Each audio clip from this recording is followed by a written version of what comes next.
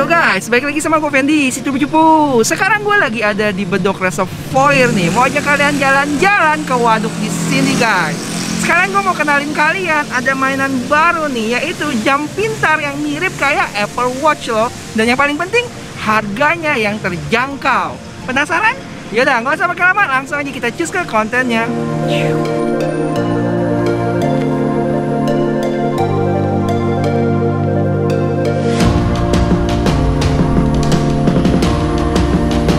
Nah, Memo Watch dan timnya itu didirikan oleh salah satu perusahaan ekosistemnya Xiaomi yang namanya 17 Mei. Jadi ada sentuhan-sentuhan Xiaomi guys di smartwatch ini, yang biasanya mereka memberikan spesifikasi yang lebih dengan harga terjangkau. Dan apa aja yang kalian dapat di boxnya saat beli jam ini? Di dalamnya ada buku petunjuk, habis itu jamnya itu sendiri.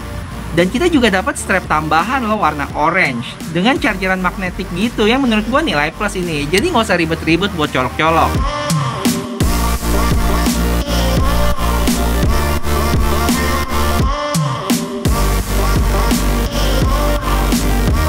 Impresi gue tentang jam ini dari sisi desain sih cukup menarik ya. Favorit gue banget nih dengan frame sampingnya itu yang flat. Yang mana untuk rumornya yang gue denger-dengar itu Apple Watch Series 7 nanti bakal punya desain yang flat juga sampingnya. Terus materialnya yang terbuat dari aluminium warna hitam gitu. Dan untuk varian lainnya dia juga ada satu lagi yang warna gold. Untuk layarnya dia punya ukuran 1,69 inch dengan bezel yang menurut gue cukup tebel ya, apalagi di bagian bawahnya. Tapi ini sebenarnya bukan masalah, karena kebanyakan watch face-nya gelap gitu untuk bagian sisi-sisinya, jadi nggak terlalu kelihatan. Untuk total watch face-nya itu ada sekitar 50-an lebih. Di samping kanan ada putaran gitu, yang cuma bisa dipencet aja. Kalau diputer nggak ada fungsinya apa-apa sih. Di bagian dalamnya ada beberapa sensor, misalnya heart rate sama blood oxygen. Sama ada 2 pin nih buat magnetic chargingnya. Nah, terus untuk strapnya ini dia terbuat dari silikon ya, dan lubangnya itu cukup banyak loh. Jadi kalau pergelangan tangan kalian itu terlalu kecil atau kegedean, harusnya bisa muat juga. Dan ingat, satu lagi, kita dapat strap juga yang warna orange. Untuk varian lainnya dia ada warna hijau dan putih. Yuk kita coba keliling lagi guys.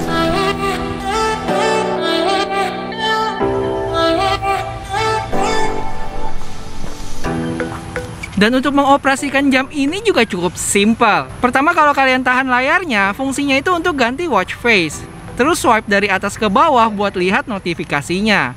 Swipe bawah ke atas buat cek setting. Misalnya di sini ada mode do not disturb, terus auto screen display. Maksudnya kalau kalian angkat tangan kalian bakal otomatis nyala jamnya. Di bawahnya ada kecerahan layar dari 1 sampai 5 dan terakhir find my phone.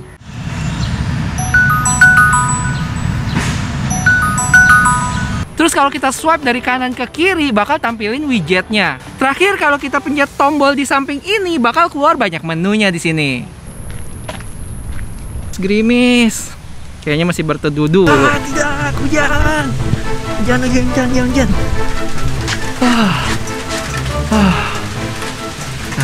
Nasib.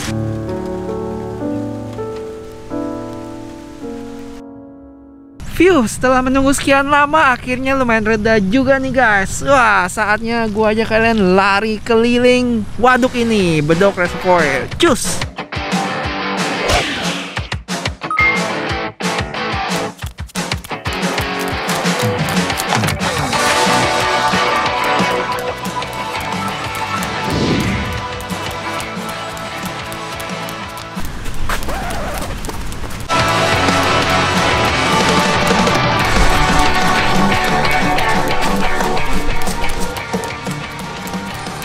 Dan ini dia guys untuk spesifikasinya. Langsung dibaca aja ya.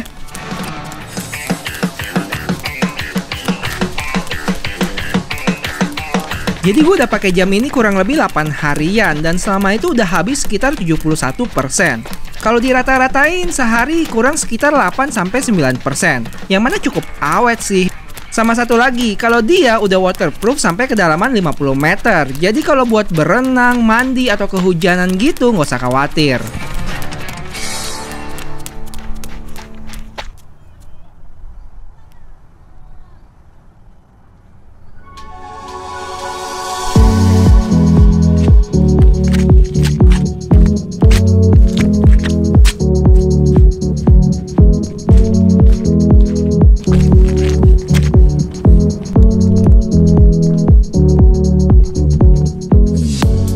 Bukan smartwatch namanya kalau dia nggak punya fitur-fitur pintar di jam ini. Salah satu yang paling penting menurut gue ya udah pasti olahraganya. Dan di sini dia punya 13 macam loh. Di antaranya lari, sepeda, hiking, berenang, yoga, ada freestyle juga, dan lain-lain. Terus notifikasi juga penting banget ya, karena kita nggak harus melulu lihat HP kita, bisa ngintip di jamnya nih. Dan di sini dia ada settingannya buat tahu nih aplikasi mana yang dimasukin ke dalam notifikasi atau enggak.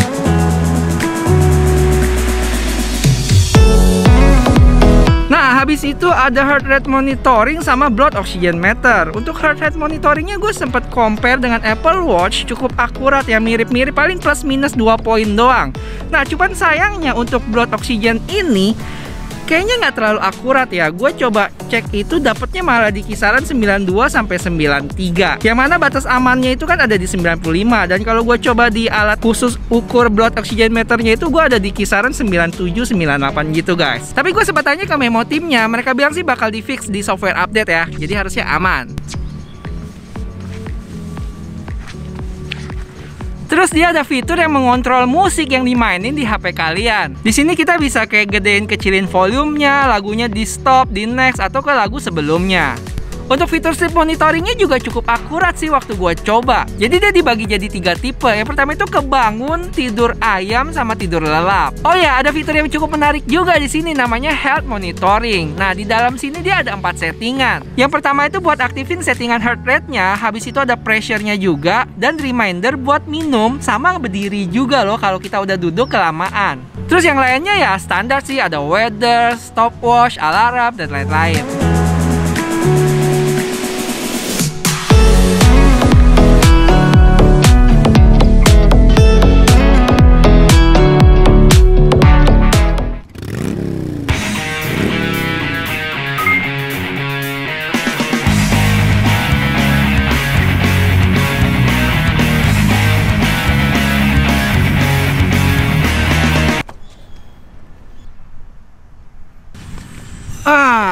Capek.